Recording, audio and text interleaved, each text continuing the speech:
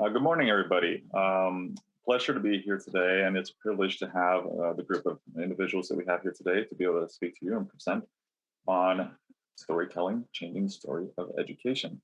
My name is Jack Busby. I'm Associate Director of Educator Pathways and the Paraeducator Board at the Professional Educator Standards Board. As part of my work, we work to recruit and retain educators and also to provide professional learning supports to educators who are currently in the field. With me today is my colleague, Megan. Megan, would you like to do a quick introduction? Thanks, Jack. Good morning, everyone. My name is Megan Moore, and I'm the Preparation and Credentialing Program Assistant here at PESB. And I am joining Jack today as we hear about the storytelling, changing the story of education.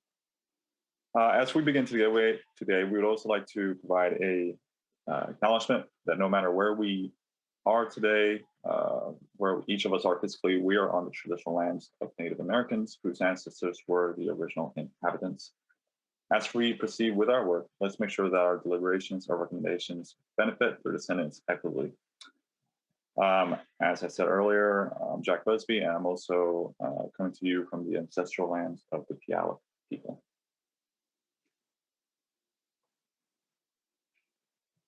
Thanks, Jack.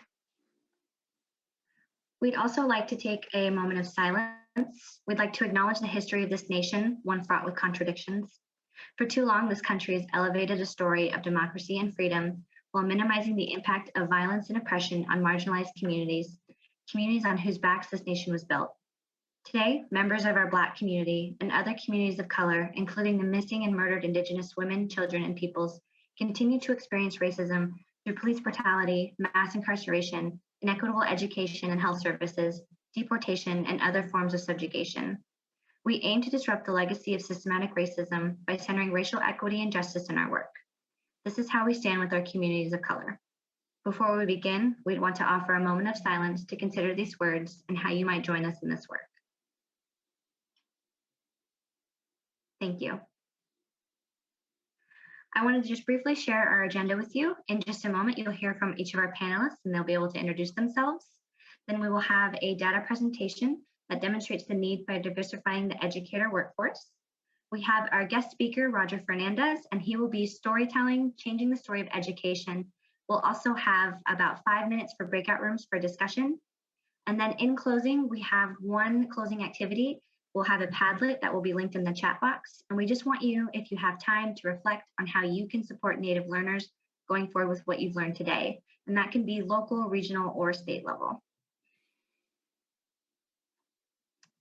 And I am going to pass it off to introductions. So John Claymore, can we start with you? You bet. Thank you, Megan, and thank you, Jack, for opening up. My name is John Claymore. I'm the Executive Director for the Office of Native Education, coming to you today from the traditional lands of the Suquamish people. I live out here in Paulsbo, Washington.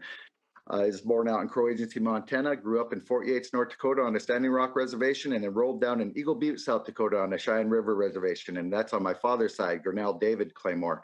My mother's enrolled out in White Earth, Minnesota on the White Earth Reservation. She's Chippewa. I come to you today with 33 years of experience in Native education and just honored to be able to join into this space with with our storyteller, Roger Fernandez, Beth Geiger there, Dr. Laura Lynn, Charisse Emery, and those that I might have forgot on the tiles. But again, thank you for this opportunity.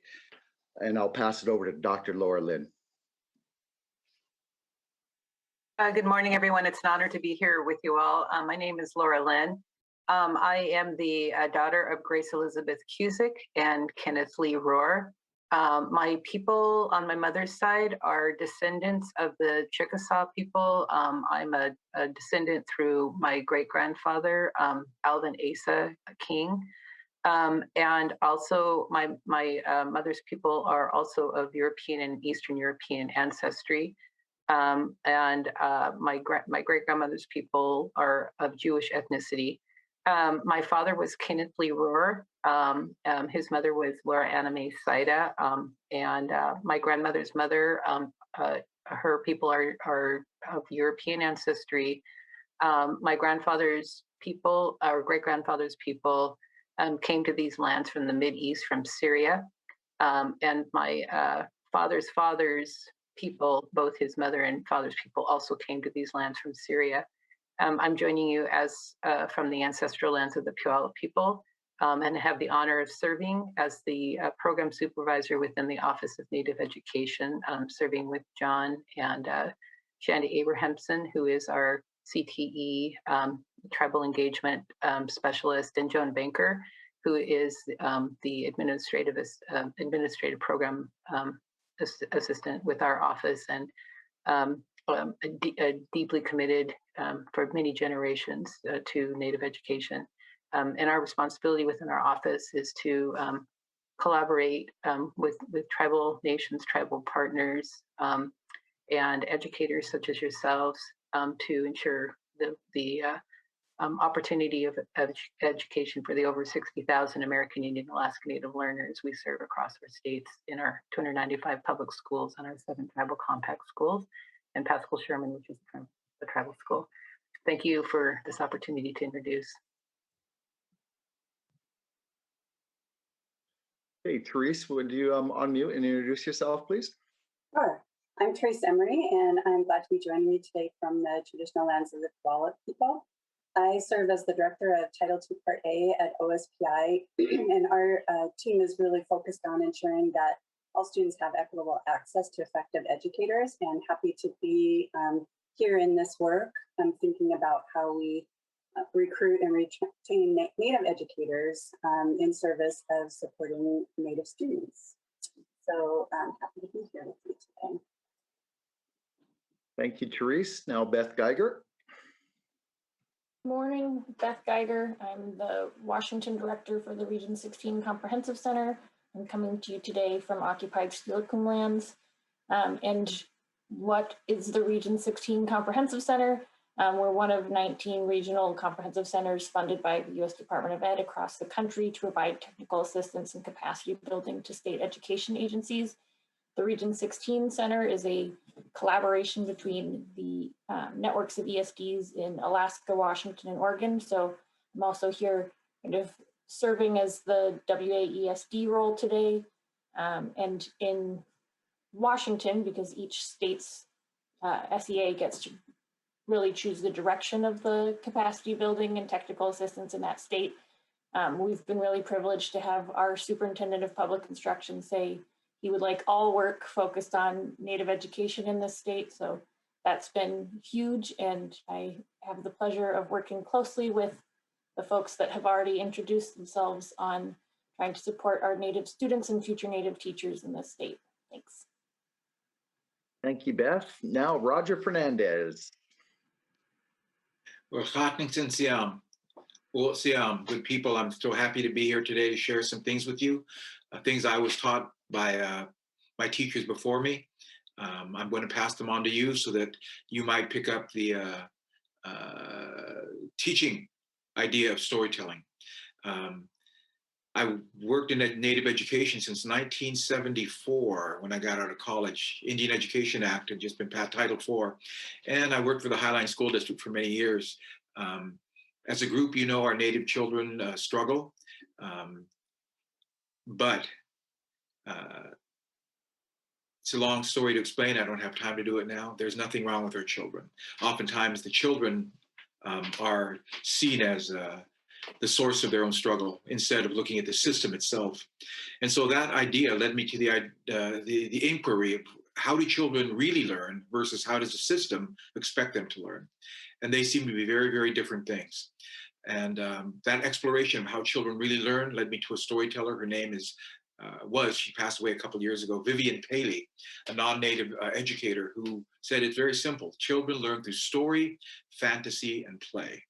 Story, fantasy, and play. That's how children learn. And of course, it grows from there, but that's the foundational aspect of how we try to teach them. And as I watched the storytellers, our Native storytellers telling stories, I didn't consider myself a storyteller at the time. I watched how they worked with children and with any audience, and they were imparting knowledge. Within the story, there is knowledge that the storyteller doesn't tell the story, then give a quiz or a test to understand what people have learned. They actually understand that in traditional times, people would know that their job was now to begin to, I've heard the story, what did I learn? Why did the teller tell me that? What would happen if that happened to me? Am I in that story? Is that story about me? Am I that character in that story? So you would begin to do your own inquiry about reflection about what that story taught you. So storytelling is teaching. It's the oldest kind of teaching we humans have. And it's a powerful gift that we all share. We all are storytellers. If you're a human being, you're a storyteller. Of course, if you're a human being, you're an artist too. So there's so many things that talents and gifts that we have that I think we can rely on to work with children. The children, as you know, until around the age of 8, don't question their artistic ability. They know they're an artist. So it's a gift that we can build upon, and story is a gift we can build upon. So I just was so excited. I thought I'd be seeing some statistics before I came on. So my name is Roger Fernandez. I'm from the Lower Elwha people, the Nisquallion people, the Strong people. I was born and raised in the city of Seattle. So all the things I'm telling you, I had to go back and learn. And I was so fortunate to have good teachers. And I'm going to talk about good teaching as this presentation goes on. But I'm going to start kind of going backwards, which is kind of an artistic thing to do, to kind of break the pattern of following this logical path of learning, but actually to allow the spirit of things to guide what we're going to learn. So I'm going to tell you quickly a story. I tell 2 stories. I was always taught, never tell just one story. Never tell one story, it will tip over and fall. It needs another story to hold it up. I'm going to tell you a short story. It's from the Lakota people. I learned it from a young man who was in prison, and I was doing storytelling, and he shared this story. I said, can I tell it? He said, please do. It is about their character, Iktomi. Iktomi is a spider, and Iktomi is kind of their coyote figure, blue jay figure. He does just a lot of things. And so Iktomi is a spider. Iktomi is in this story. And I want you to think about, I'm teaching you something, but what did you learn? So a long time ago, Iktomi was standing out in the field watching the birds flying in the sky. He wanted to fly like a bird. And so Iktomi one day talked to little bird, how can I fly? Little bird said, it's really simple, Iktomi. All you got to do is jump up and down and flap your arms really hard. So Iktomi went off and did this, jumping up and down, flapping his arms as hard as he could, but he couldn't fly. He kept doing it all day long, getting tired now. And so next day he went to Eagle. Eagle, I want to fly like you birds. How can I fly? Eagle said, it's really simple, Iktomi. All you got to do is jump up and down and flap your arms really hard. Iktomi said, I already did that. It didn't work. Oh, Eagle said, oh, I forgot to tell you something very important. You must believe that you can do this. You must believe that you can fly. Iktomi said, well, I believe. And he took off and he headed to a mountain really high. Got to the top of the mountain, looked down at the edge of the mountain to a big cliff. And about a mile down, there were all these big rocks, jagged rocks. And Iktomi said, whoa, this will be dangerous, but I believe I can do it. I know I can do it. And he jumped off the cliff, falling and falling, flapping his arms, kicking his legs. I believe, I know I can do it. I can fly. But he kept falling faster and faster, heading right toward those rocks. And just before Iktomi hit the rocks, Iktomi could fly. He was flying now, and he was flying around. And he was so happy. He flew up, and the bird said, Iktomi, what are you doing here? Iktomi said, I can fly now. I can fly like you birds. The bird said, come on, Iktomi, let's fly around. So they're flying around up in the sky. Well, the children down below, in the village below, they saw Iktomi up in the sky. Look, everybody, Iktomi's up in the sky flying. And all the children were laughing and yelling and screaming, Iktomi's up in the sky flying with the birds. Look, everybody, he's flying in the sky. Well, the mother heard the children yelling and screaming about something. She came out and said, what are you kids yelling and screaming about for? And they said, Iktomi's up in the sky flying. Iktomi's flying with the birds. The mother said, that's crazy. Spiders can't fly. And she walked back in the door, back in the house and slammed the door. When she slammed the door, Iktomi fell out of the sky and crashed to the ground. And that is all the story called Iktomi Learns to Fly. And I told you that story for a reason. And I'm going to jump ahead because I want to model kind of for you the idea of reflection. When I learned this story from that man in the prison, right away it tied into several things that I learned about education in Native children. Tied into one thing I believe is very, very important. I directed a science and math program, not because I'm a scientist and a mathematician, but I can tell stories and communicate through art. So they hired me for that, kind of weird. But the project, a 2-year project, was built on this premise. Can a teacher make a student believe the teacher believes in them? Can a teacher make a student believe the teacher believes in them? Because, well, you can figure out for your own self-understanding. Why would that be important? Why would it be important to teach a teacher? Can you make your students believe that you believe in them? And The teachers who participated, they got it right away. They said, we understand the need for this. I have my own story to explain how a teacher saved my life by believing in me. Many of us probably do. But, and then the converse is, of course, very powerful. The converse, the opposite. Can a teacher make a student believe the teacher does not believe in them? Which many of the teachers and participate in the program, when we asked them, do you believe Native children struggle in science and math? Most of them, 80% of them, which were mostly non-Native teachers work with Native children, they raised their hand. I think they're going to struggle in science and math. And we asked the question, how do you express that disbelief to them? Because you're doing that. And again, so it starts with the idea of belief. And that comes from here, not from here, but from here. And so we work in a system that's based up here, but we're trying to speak to our children from here. And the best way to do that, in my opinion, is to tell them stories. Teach them the important things that reach them here. And then their brain will come in and start to learn the things we want them to learn in math, science, technology, computers, math, what's that called? STEM, science, technology, engineering, and math. That will come after you've established a foundation, a connection with them, and your belief that they can learn whatever you present to them. This story I'm going to tell you then is a little bit longer, but it still might echo some of the things I've just talked about. Belief, the heart of children, that kind of a thing. This is a story I learned many, many years ago. Different tellers I've heard tell it. It comes from Yakima. This is the Yakima version of the story. There are other versions of the story as well. It's about a little girl. So I'm going to tell you this story, and I'm telling it to you for a reason. As you would tell, I'm going to make a pitch for you to learn to become storytellers, because you already are. You're a human being. But how can you use storytelling in your classroom to reach your children, especially the Native children? And so this story, again, is from the Yakima people. And I'm going to tell it to you like I tell it to children. I tell them, okay, I'm going to tell you this story, but it's got a bad word in it. And the kids get excited. Bad word, really? It's a Native bad word. Really? I want to learn this word. And so I tell them the word is from the Sahaptin language, the Yakima language, Ayayesh. And Ayayesh means a lot of things. It means kind of crazy or stupid or dumb. It's essentially saying someone is dumb or stupid. And the kids say, well, that's not a bad word. And I said, well, when you say something like that to other people, you're dumb, you're stupid, are you trying to make them feel good or hurt them? Trying to hurt them. So it's not a good word. Don't like to use it in this story, Ayayesh. And then I show them a couple other things we go through. But for this particular presentation, I'm just going to tell you the story then. So a long time ago, in a village across the mountains, I'm in Seattle, so across the mountains, at a village across the mountains, there was a little girl. And this little girl, when the adults were talking to her, she didn't pay attention, didn't listen. So she would always break something, lose something, mess something up. And the grown-ups would say to her, oh, you're Ayayesh, you don't listen. And the little girl wondered, well, maybe I am Ayayesh, maybe I'm dumb. Well, when she played with the other children, she wouldn't pay attention as they were planning their games. And so she would mess the game up or make her team lose. And the other kid would say, oh, you're Ayayesh, you don't know nothing. So after a while, that little girl believed that she was Ayayesh. She believed she was dumb. She believed she couldn't learn anything.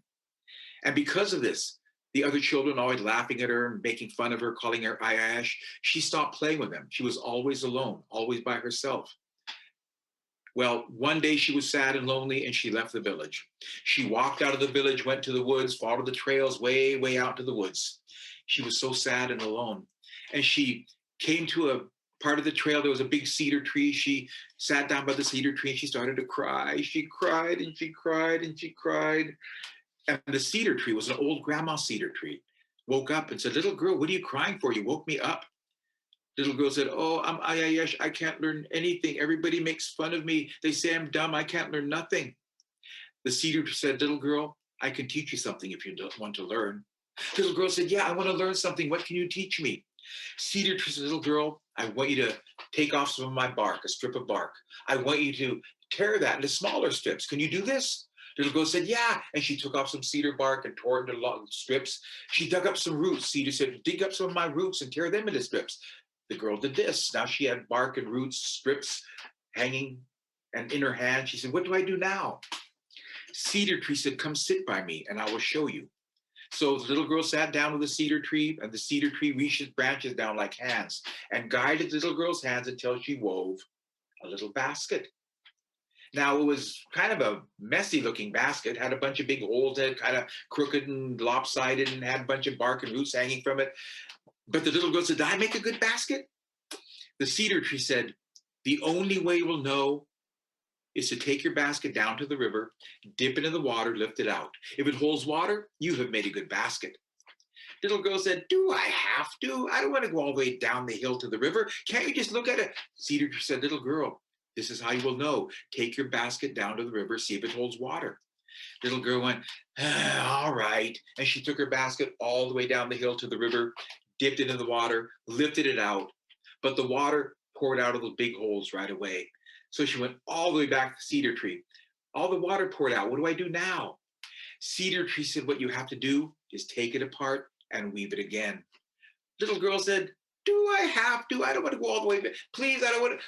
Go down, see if it holds water. Little girl said, oh. And she went all the way back down the river, dipped her basket in the water, lifted it out. Now it was holding water, but she could see it was leaking out of those little holes. So she rushed back, but by the time she got there, all the water was gone. She said, well, it was holding water, but it all leaked out. What do I do now? Cedar tree said, what you have to do is take it apart and weave it again. Little girl said, do I have to? I've been weaving baskets all day. My fingers are sore. Little girl, this is how you learn. Take it apart, weave it again. The little girl said, all right. She took it apart and wove it again. And this time it didn't look crooked at all. This time, no holes in it. This time, no bark and roots hanging from it. She said, did I make a good basket now? Cedar tree said, the only way we'll know is to take it down to the river, see if it holds water. The little girl said, I've been going up and down the hill all day. I'm really tired. Little girl, see if it holds water, then you will know. The little girl took her basket all the way down the hill, dipped in the water and lifted it out. And guess what? It held water. So she rushed all the way back to the cedar tree. Look, it holds water, it holds water. The cedar tree said, you did, little girl. It's a wonderful basket. It's a good basket. You made it. You did it.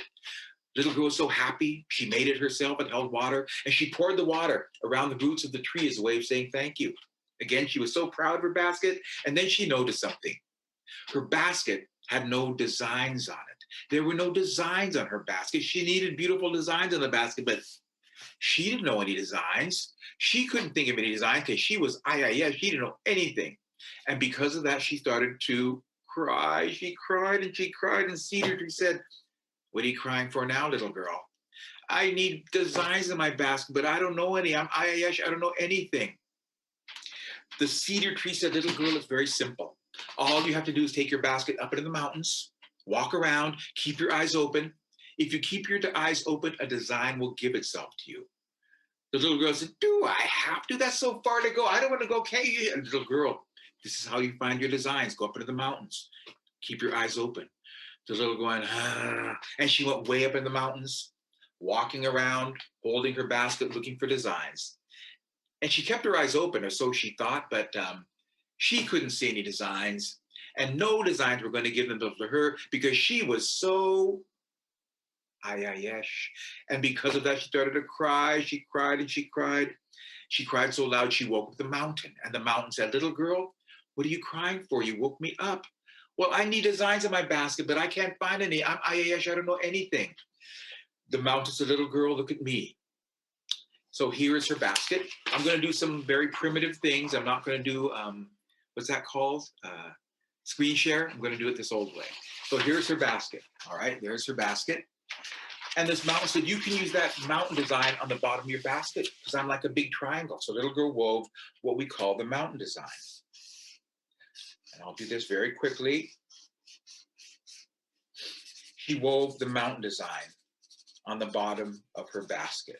So there is, and I demonstrate this for kids so they can see and we can make it ourselves later. So there's the mountain design at the bottom of her basket, a triangle with trees going up the side. All right. Thank you, mountain, thank you. Little girl knew she needed one more design for the top of her basket, the rim of her basket. So she went off looking, but she couldn't find another design. No design was going to give us over her because she was so IIS. And because of that, she started to cry. She cried and she cried. She woke up a rattlesnake, and the rattlesnake came slithering from under the rocks and said, little girl, what are you crying for? You woke me up. I need another design for my basket for right here, but I don't see any. I can't find any because I don't know anything. The rattlesnake said, little girl, look at my back. Can you see a design on my back? She said, yeah, like diamonds hooked together. You can use that for the rim of your basket. So again, I show the children, I demonstrate for them how to make this design. That's the first thing I draw, that first mimicking the triangular lines. Then I draw some intersecting triangular lines like this. And now I color them in. And we have made the rattlesnake design. Diamonds hooked together. The design on the back of the rattlesnake. So that's what she made. The mountain design and the rattlesnake design. And she thanked the rattlesnake, went back down the mountain, went past the cedar tree, went across the river, went to her village. And the people saw her coming. She was holding something. And the people rushed up and said, little girl, what is that? She said, it's a basket. They said, where did you get a basket? I made it. Where did you learn how to make a basket? Cedar tree showed me, and it holds water too. Little girl, what are those designs in the basket? This is the mountain, this is the rattlesnake. Where did you get those designs? Mountain gave me this one, rattlesnake gave me this one. Little girl, can you teach us how to make a basket like that could hold water out of cedar bark and roots? She said, yes, I can. They said, little girl, can you teach us how to put designs on our basket like that? And she said, yes, I can. So the little girl taught her people how to make what is called a cedar coil basket made out of bark and roots, so tightly woven it can hold water. And she showed them how to put designs in her basket, like rattlesnake and mountain. And do you think the people called her Ayayesh anymore? And the children who hear this story always say no. They understand she has transformed. That's what makes a story different than a report. A report just gives you the information as what is there. This is what it is. This is the numbers. This is the description, whatever it is, that's a report. But a story, something starts at the beginning and it changes. It's different at the end. Transformation occurs. So this little girl transformed.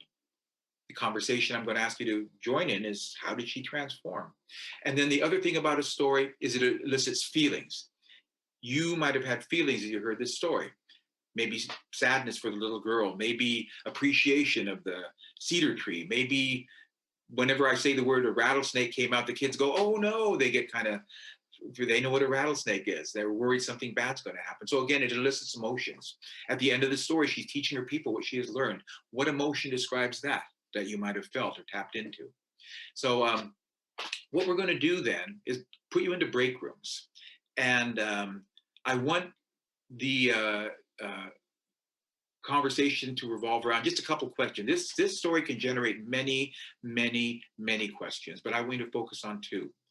Or if you want to step outside that and you have something you want to share that's very meaningful to you, then I would let your group negotiate that with you. I want all the odd number groups, 1, 3, 5, all those odd number groups, all right? Focus on the idea how you describe the little girl's transformation. How did she change from the beginning of the story to the end of the story? How would you describe that? And then for the even numbers, 2, 4, 6, 8, all the way through, I want you to talk about what made the cedar tree a good teacher. What made cedar tree a good teacher? All right, so we're gonna take about 5 minutes to do this. And we know that's not enough time for this kind of conversation, but we'd like to see you get started on a conversation like this. Your own reflections, what you see in the story, and share with each other, because that would be learned from each other. Because we only see with our own eyes, we can only see what we can see. Other people see different things, and when they share that with us, now you've expanded my vision and I've expanded yours. So share in those 5 minutes. Again, odd groups. How did the girl transform? What was the process you saw in the story of transformation? And the second group, the even groups, what made that cedar tree such a good teacher? Okay, so I'll turn it to Megan to break it out into breakout rooms, and we'll come back in about 5 minutes. All right. Thank you. The breakout rooms are open, so let me know if you have any issues joining your assigned breakout room. All right, it looks like we have everyone back. Thank you all for your time. I know 5 minutes always feels much shorter than it truly is. So I am now going to pass it off to John so he can share some of our data presentation. And I want to just say, hey, in Native country, we go hands up. And Roger, boy, I'll tell you what, that story really hits home. A lot of valuable learning lesson opportunities out there. I know 5 minutes wasn't enough. We had a real nice breakout discussion.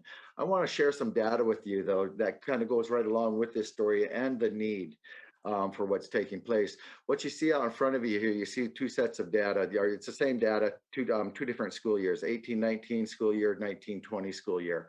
And as we collected data, this is part of the problem. And I appreciate Superintendent Rakedal's vision and mission and support that he's providing the Office of Native Education. When we shared this data, he basically said, not in the same words, so what, now what? What can we do knowing that this is a federal mandate on how we report our Native student enrollment? So let me run through this real quick with you, what this looks like. So 18-19, American Indian, Alaska, 3 different categories that we're talking about: American Indian, Alaska Native, American Indian, Alaska Native, Hispanic, and American Indian, Alaska Native, 2 or more races. As soon as one of our students moves away from this first button, they push button 2 or 3, they basically become invisible.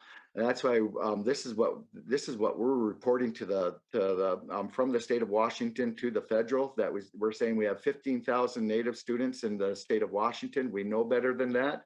When we start disaggregating the data, American Indian, Alaska Native, Hispanic, we find another 27,000 students there. We dig even deeper, 2 or more races, right around 19,000 kids, for a total of a little over 61,000 kids back in 18-19. But again, when you start taking a look at this number, 15,000 that we're reporting to the federal government, and what we actually have in the state, 45,000 kid difference. The first thing I think about right away is funding and services. What can be going to our Native learners as far as funds and services being provided, wraparound supports, huge discrepancy there. Then when we take a look at 1920, look at the same thing. Our numbers, when we take a look at a trend, our numbers are gradually going down, even on this top mark that we're reporting to the feds on. But you can see kind of the same thing, from 61,000 to 58,000 here. This is what we're getting our money and our funding for is this amount of kids. And with this taking place the way it is, there's a lot of attention right now on getting this right. And what does that look like to make sure that it's taking place in a good way and gathering the data in a good way? Because again, with this data here, it's hard to do anything with. Where are our kids? Who are they? Where are they at? What schools? That type of thing, or whatever, when we have so many different categories and this and that, whatever else. So we need some specific attention on what that looks like as far as the data of our Native student learners. This year, I shared a little bit of this information in the first breakout room, previous type of thing, but talking about diversifying the field of educators. The Office of Native Education is in working with Therese and Kimberly and others as well around House Bill 1139. This is some of the data that we pulled out that is alarming. It's a red flag indicator. When we talk about certificated staff in the state of Washington, we talk about a little over 66,000 staff members. Okay, when you start taking a look at the 3 different categories here, it adds up to 1,144 at 1.7% of the total certificated staff throughout the state of Washington. 1.7% are made up of Native teachers. So when we talk about looking over our shoulders and looking around who's in front leading the class and this and that, there's a real good chance that you're not going to see the Native teacher in there leading those classrooms. And I'll tell you, well, the paraprofessionals, kind of the same thing. When we take a look at that, just about 27,000 parapros. Our parapros within Native education are our lifelines, folks, to our communities. They're the conduit to what's taking place in the school and what's happening within our Native families, and the importance of that role and what that looks like through this pandemic. Has really elevated the need for this parapro position even more than what it already was. But if you take a look, 27,000 throughout the state, 388 out of these 3 different categories for 1.4%. We need to do better, and we can do better, and we will do better with that House Bill 1139 and other work that's taking place around it as far as bringing awareness to some of these data sets. Laura, is there anything that you would like? Let me get through this. And Laura, if you would like to add on the next one. Right here, folks, this is, again, the assessment data through the OSPI annual report card. We got two different sets here from the 1819, 1920. This really gets me fired up, folks. I'm a real competitive person inside of work and outside of work. But when we start talking about dropout rate, graduation rate, dropout rate, I say we got the highest dropout rate in the state of Washington, our Native learners. That's nothing I'm going to hang on the wall or be proud of. It's something that we got to really address and really spend some specific focused attention on and what this means. When you talk about 24% of those, the dropout rate at 24%, that doubles that of any other ethnicity identified. There's 6 different ethnicities that we collect data on, doubles that with the next closest at 11.2%. With this number, and 9% statewide is what that is on the graduation rate. But within this 24%, we also have the highest, what would be considered continuing on group of students. So those are our 5th, 6th, 7th year seniors that are hanging in there trying to get to the stage. So there's a big group of students in there that are, like I said, trying to get to that graduation stage. When we start talking about the different areas that we're assessing on ELA, math, and science, well, we're bottom of the barrel, is 6th place in ELA, 31% considered proficient amongst our Native learners, 60% statewide, 29% difference there, gap there. That's huge. Math, sixth place in math, 22% considered proficient, 49% statewide. Science, we bumped up a spot, 5th place, 24% proficient, 47 statewide. When you start taking a look over here in 1920 data, dropout rate, well, the dropout decreased 7% from 24% to 17.1 in 1 year. And I asked that question, what was that due to? Can we learn from this? And there's two reasons why I think that 7%, there was a 7% decrease. One is either alternative pathways to graduation, or the second one, which I'm thinking this is what happened. It was the hold no harm, the credit waivers that took place last year during the pandemic. And I'm saying there was 4 credits that were waived. Can we learn from this? We've got this group of students sitting over here waiting to get over here, 4 credits, 7% decrease from 1 year to the next type of thing and so forth. What do those 4 credits look like?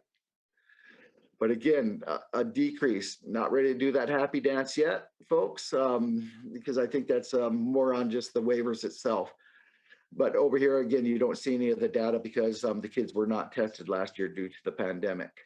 But again, these are red flag indicators in my mind, and I go back to the quote you heard in my land acknowledgement, where I shared growing up in Fort Yates, North Dakota, on a Standing Rock, home of Chief Sitting Bull. Let us put our minds together and figure out what type of life we can make for our children. This has been talked about for a long time, folks. We need to do better. We can do better, and we will do better. But it's going to take everybody. It's going to take everybody walking together, walking forward together, understanding what this means and put it into play, put it into action. It's no longer can just be words. And Dr. Laura Lynn will share a little bit about that on the shared vision that's coming up on the next slide.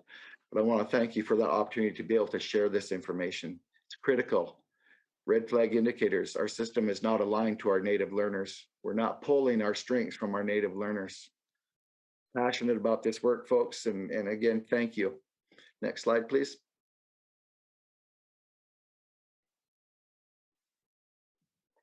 So I guess first I want to say thank you, Roger, for sharing and sharing the message and for being really such a powerful messenger and sharing all your gifts as a storyteller, as an artist, as an educator, as a leader, and for opening this space for us to come together and to think and learn together in such a good and powerful way.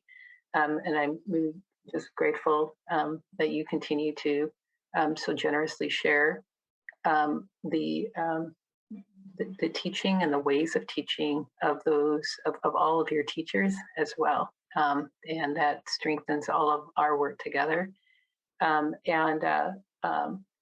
John, I want to just thank you too for sharing about some of the urgency and the why of the why in terms of what this data is representing. It's representing experiences of our children and of our families. In this session, we came together in this time to listen with each other, to learn with each other in terms of really of weaving a basket that is a basket that is inclusive, that is a basket that really allows us in each and every one of our children to cultivate the gifts and talents that each of them brings, and this is what this vision statement is sharing, and also grateful that this is about our work today. We're offering opportunity for us to come together and to collaborate and listen and learn with each other in a way to change the story of education. That's what is needed. That we consider that, and even the data is sharing a story, and what needs to be challenged within that story. Again, it's showing. It's telling some kind of story, but it's not sharing really an accurate or complete story. And we have opportunity to change that. This is a vision statement that was shared to the state legislature in 2008. That's coming forward from a report that was shared from listening sessions within tribal communities. It's our elders and our families, our students, our educators, sharing about their experiences, continued experiences of disconnections within our education system. And the report also brought forward several recommendations. We've included this as part of the presentation and encourage you to continue to learn with us with this report and other work. And this is the vision statement that we shared through that report, which begins that Indian education dates back to a time when all children were identified as gifted and talented. And we say that dates back to a time we're talking about since time immemorial. So this is thousands and thousands of years of life ways and ways of being together, of living or learning in a way that allowed for continuity from one generation to the next, and that we recognize that each child has a skill and ability that contributes to the health and vitality of our communities, for us to thrive as peoples in this world and to be good relatives with not only our other human relatives but our relatives of nature. It begins with us honoring and recognizing that we have unique and distinct gifts and talents to bring forward, and all are necessary that way. And I think this is what John is also sharing, is that it really takes all of us and everyone in the community to help to cultivate and to bring our skills and creativity and ideas and passions together to do what's needed to weave the basket that we're weaving together. And our elders are entrusted to oversee the sacred act of knowledge being shared, to guide us, to encourage, to again, I think of the cedar tree from the story, from the IAS story that Roger shared, in terms of how the cedar tree was such a powerful teacher and is such a powerful teacher that way. And that this is still our vision for Indian education today. I'd also like to thank Michelle and Michelle, who were part of the group I was in, and Michelle's son, Kenny, was also in our group. And Kenny shared, because Kenny was listening to the story as well, and Kenny shared his learnings and what he what he was excited about, what he learned, how he felt, what he saw.